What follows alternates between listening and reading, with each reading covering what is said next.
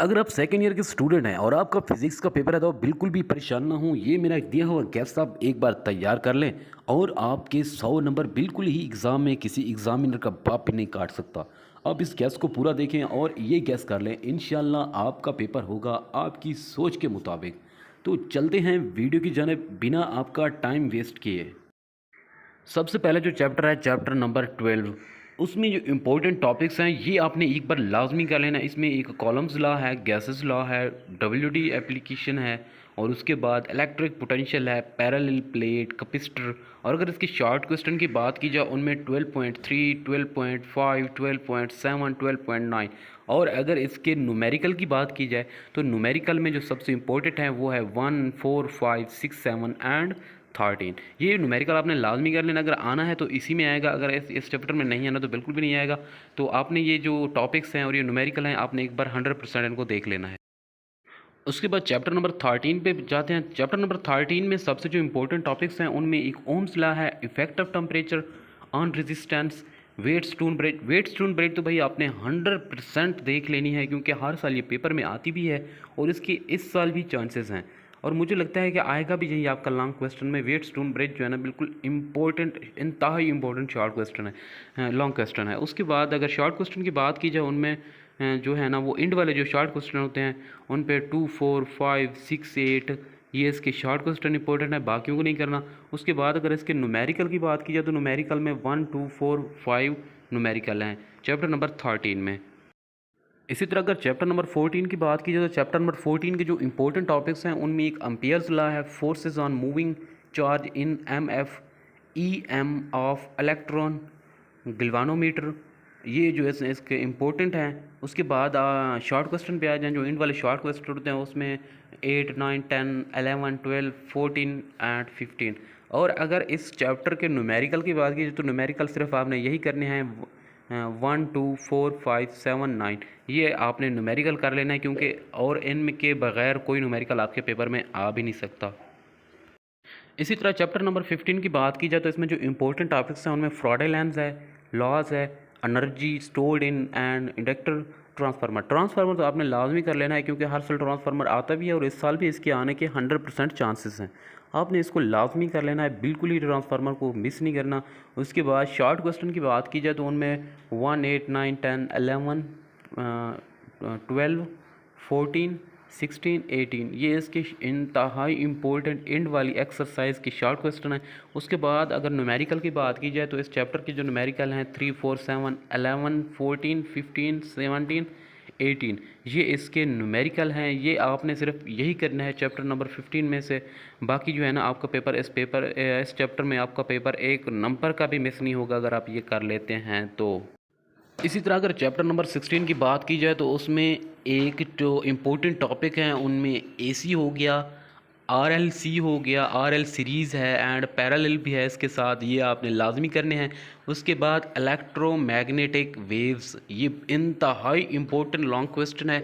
उसके बाद जो है ना शॉर्ट क्वेश्चन पे आ जाएं तो इसका 1, 3, 5, 6, 8, 9, 10 ये इसकी एंड वाली एक्सरसाइज की शॉर्ट क्वेश्चन है, ये भी आपने लोगों ने लाजमी करने हैं। उसके बाद अगर न्यूमेरिकल की बात की जाए तो न्यूमेरिकल में से 3, 4, 6, 7, 8, 9, 10 ये आपने न्यूमेरिकल कर लेना है। अगर न्यूमेरिकल इस चैप्टर में से आएगा तो इन्हीं में से आएगा और अगर शॉर्ट क्वेश्चन और लॉन्ग क्वेश्चन आएगा तो इन्हीं टॉपिक्स में भी से ही आएगा। आपने इनको लाजमी कर लेना है।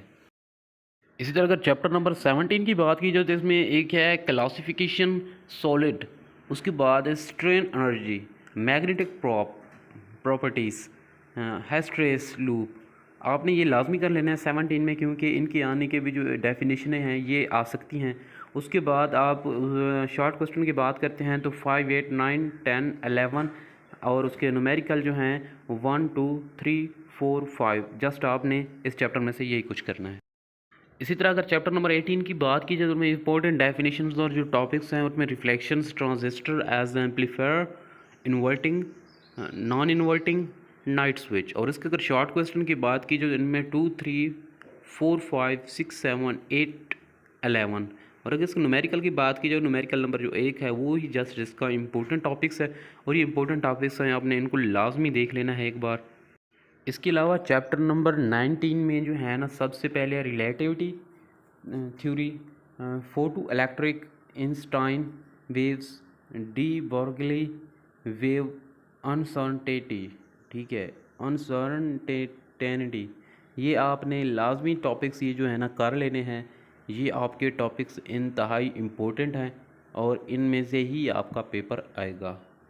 अब अगर इंतहाई इम्पोर्टेंट फ़िज़िक्स इम्पोर्टेंट न्यूमेरिकल्स हैं जो वो हैं 12.1, उसके बाद है 3, 4, 5, 6, 7, 10, ये न्यूमेरिकल आपने कर लेने हैं। इसी तरह चैप्टर नंबर 13 में आपने पहला, दूजा और चौथा, पाँचवा ये आपने कर लेना है। और उसके बाद चैप्टर नंबर 14 में आपने 1, 2, 3, 4, 5, 7 ये आपने कर लेने हैं। उसके बाद चैप्टर नंबर 15 में आपने 1, 3, 4, 5, 6, 7 कर लेने हैं। उसके बाद आपने 11 भी करना है, 14 भी करना है, 15 भी करना है, 16 भी करना है। और चैप्टर नंबर 16 में आपने करने हैं 1, 3, 4, 6, 7, 8, 9। उसके बाद आपने कर लेना है 17। जो अगर चैप्टर नंबर 17 की बात की जाए तो उसमें आपने करना है 1, 2, 3, 4, 5। और उसके बाद अगर 18 की बात की जाए तो उसमें आपने करना है 1 जस्ट।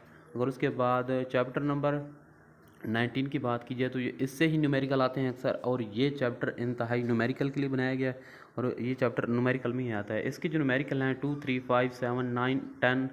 उसके बाद 20 की बात की जाए तो उसमें 2, 3, 4, 5, 6 एंड 8।